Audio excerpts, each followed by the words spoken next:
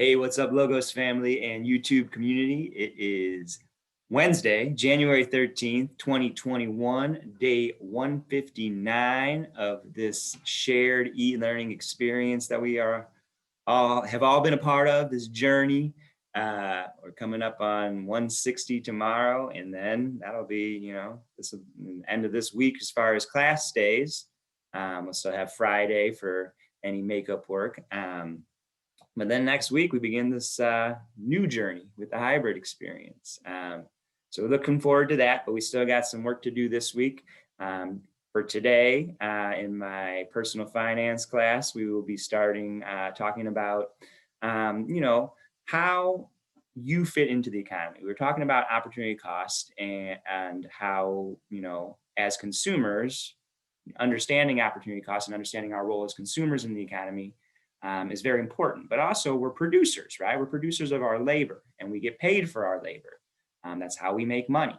And so today we're going to learn about, different ways that people make money, right? And start talking about that and how you might want to make money as an adult. And in psychology, we're going to continue talking about developmental psychology, which we started on Monday. We're going to be talking about childhood and childhood development, and in particular, how the family and parents in particular, the role they play in childhood development. So we're going to look at different parenting styles and the impacts they have on childhood development. So that'll be interesting. And then we have, of course, our current event of the day. And it's going to be a historic day, it looks like, in that President Trump looks to become the first president to be impeached twice, right? They are, this time last year, right, a year ago, this time we were in the midst of the first impeachment of Donald Trump.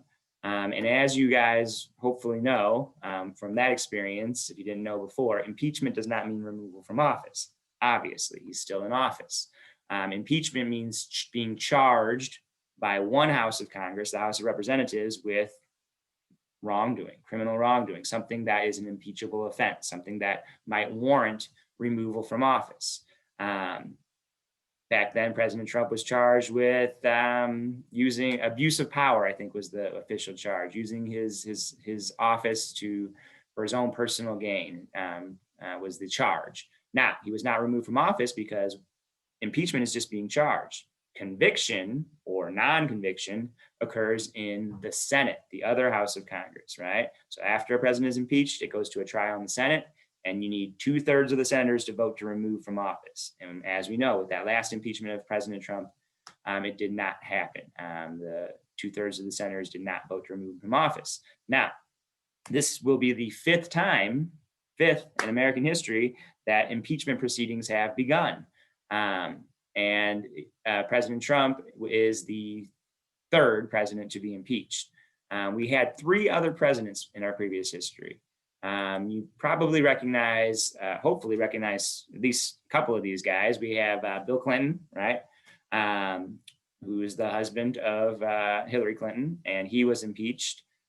Again, not removed from office. Richard Nixon never actually got to the impeachment. They started the impeachment process, but he resigned before they even got to a vote to impeach, let alone take it to the Senate to vote on whether or not to convict. And then we have Andrew Johnson, right, who he became president when Abraham Lincoln was assassinated. He was his vice president. And again, he was impeached, and he was able to stay in office by 1 vote, right, in the Senate. It was 1 vote away from being removed from office, but they did not get enough. And so no president's ever been removed from office. With the timetable, this impeachment will not have time to go through the whole process. I mentioned the process. Well, what is the process? It is right here, right? So it's typically a long, drawn-out process. Again, if you were paying attention last year during this time to the process, it started, I think, in December and finally ended in February. But they're, speeding it up. So they're going right through, they've already kind of gone through, or they're going to go through today, those first few processes up here, all the way to this vote right here, right? And they're going to hold the vote. and they're going to vote to impeach, and then they're going to go to the next step, which is right behind me, which is to send it to the Senate, right? Again, the Senate trial will take place at earliest right before the end of Trump's term, and most likely after he leaves office. So what's the point of doing this? I didn't realize this during the last impeachment trial, but one result that can come at the end of an impeachment trial, the president's, if they vote to convict, is not just removal from office, but prevent from ever serving again. So I guess that's the point of doing this right now for the people who are pushing it. They want to make sure that President Trump, once he's not president anymore, can never be president again. Whether you agree with that or not, again, that's your opinion. I don't know how I feel about it at this point. But again, if you're watching the news later this afternoon, you will see history when the House most likely will vote to impeach President Trump for the second time, making him the only president to ever be impeached twice. Other than that, you guys have a great day, and I'll see some of you a little later in class. Peace.